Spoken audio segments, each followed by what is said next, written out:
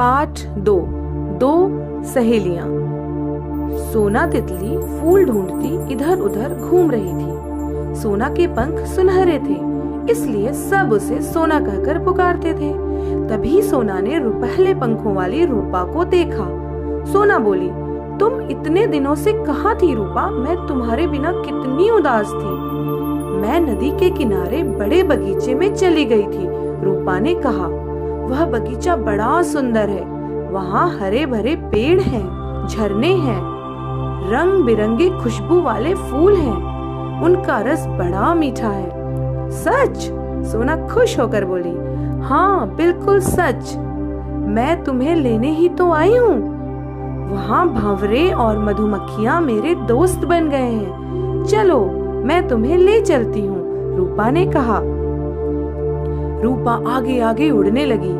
सोना जल्दी आओ, थोड़ी देर में शाम हो जाएगी, रूपा ने पलट कर कहा। पर सोना तो पीछे थी ही नहीं।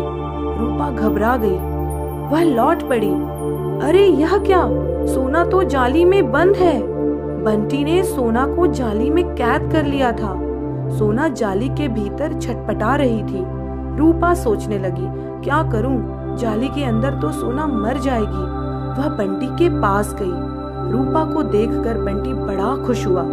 वाह, रुपहले पंखों वाली तितली, मैं इसे भी पकड़ लूंगा।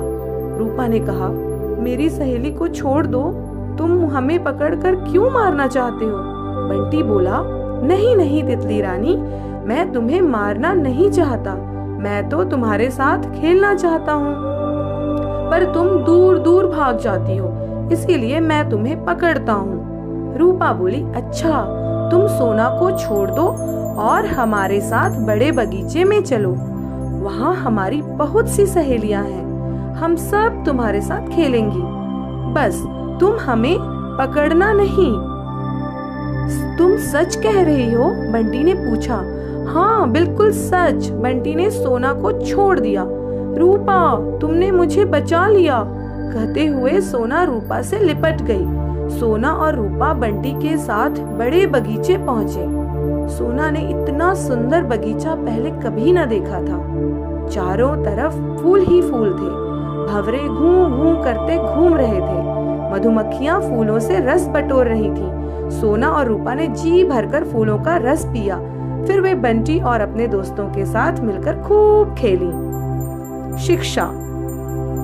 सच्चा मित्र वही होता है जो मुसीबत पड़ने पर हमारे काम आए। हमें पशु पक्षियों को कभी परेशान नहीं करना चाहिए।